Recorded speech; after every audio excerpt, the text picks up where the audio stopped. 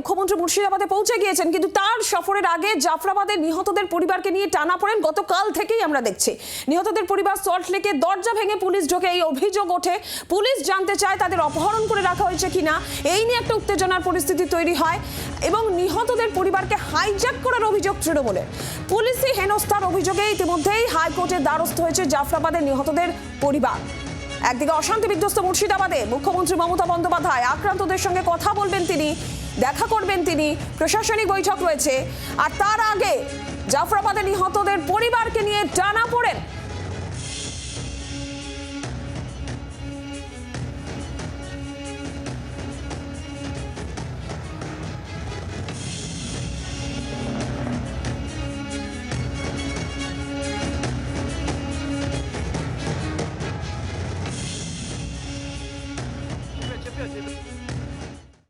ঘরে বসেছিলাম, আমাকে বলছে দরজাগুলো খুলে দে, খুলে দে, না তোদের বিপদ আছে। বলছে আমরা তোকে সাহায্য করতে এসেছি, আমরা দরজা খুলিনি।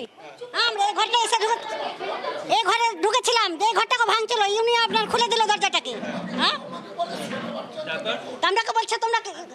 আপনি কি হন হরগোবিন্দ দাসের? আমি মেয়ে। আচ্ছা,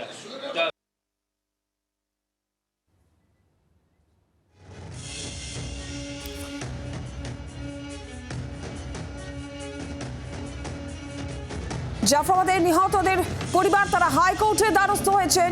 পুলিশি হেনস্থার অভিযোগ বিচারের দাবিতে তারা হাইকোর্টে দ্বারস্থ হয়েছেন। গতকাল থেকেই নিহতদের পরিবারকে নিয়ে টানাপোড়েনের ছবি সামনে আসছে। পুলিশি হেনস্থার অভিযোগও ওঠে।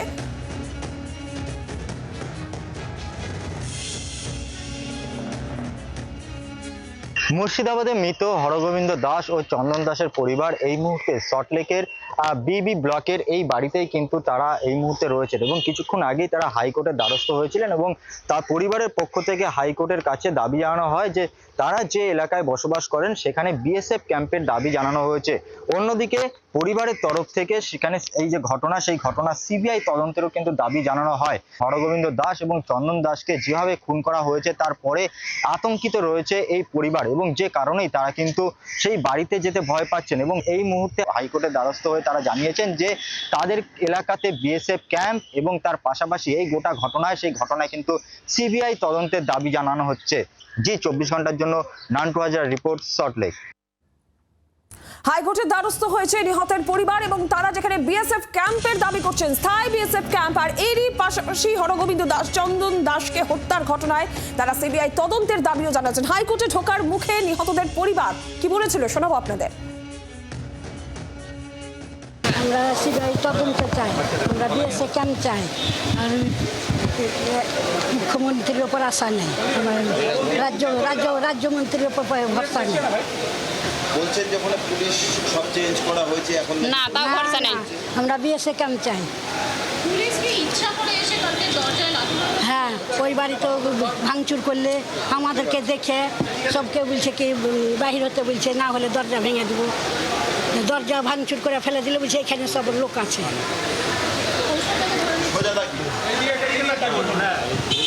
ওই বাড়িতে সব ভাঙচুর করে ফেলে দিলে আমরাকে দেখে, হ্যাঁ বলছে কি, ও বলছে কি এখানে কিডন্যাপ করে নিয়ে এসেছে। বলছে না, আমরাকে কিডন্যাপ করে আসেনি, আমরা নিজের ইচ্ছায় এসেছি। নিয়ে যেতে এসেছিল, না হলে ও ভাঙচুর করে ফেলবে কেন, জোর করে মনে হয় নিয়ে তো তুলে। এখন তো ভয় এদের কাছে আছে, এখন তো ভয় নেই। পুলিশ তদন্ত করলে কি সত্যিটা বেরোবে না? ওই তদন্ত করছে, তদন্ত তো করে না। বিজেপি নেতা সচল ঘোষ, কৌস্তব বাগজি তারাই সঙ্গে করে নিহতদের পরিবারকে হাইকোর্টে নিয়ে যান। তাদের কি বক্তব্য, বিজেপি নেতাদের কি বক্তব্য শুনুন। কালকে গোটা ঘটনাটার বিচার চেয়ে হাইকোর্টে আমরা আবেদন করেছি। যেহেতু আপনারা সকলেই জানেন মুর্শিদাবাদের রাইট সংক্রান্ত যে মামলাগুলো আছে, কমিউনাল ভায়োলেন্স সংক্রান্ত যে মামলা, সেগুলো pending before the division bench. আজকের আমাদের এই মামলাটার লিমিটেড পারপাস যেটা, সেটা হচ্ছে ইস্ট বিধাননগর পুলিশ স্টেশনের এই যে কার্যকলাপ, তাদের যে এইভাবে কালকে এসে এই দরজা ভাঙচুর করা এবং পুলিশের যে অতি সক্রিয়তা, এই জায়গাগুলো মূলত আমরা বলবো কোর্টের কাছে এবং এই পরিবারের সুরক্ষার কথাও আমরা কোর্টের কাছে বলবো। আর এই পুরো বিষয় নিয়ে মোহাম্মদ সেলিমের প্রতিক্রিয়াও আমরা পেয়েছি, শুনুন।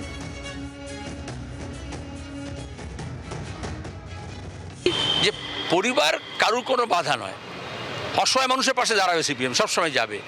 এবার বিজেপি অনেক যদি টাকার গরম আছে, তাহলে আমি কি করতে পারি, অন্য কেউ কী করতে পারে কি? মমতা ব্যানার্জি যে রাজনীতি, শুভেন্দু তো সে একই রাজনীতি, টাকা দিয়ে পুষিয়ে দেবো। আমরা কখনোই মৃতদেহকে নিয়ে, মৃত পরিবারকে নিয়ে এই রাজনীতি করিনি। তাহলে তো হাঁসখালির ওই মাকে নিয়ে এসে আমরা কলকাতায় রাজনীতি করতাম, করিনি।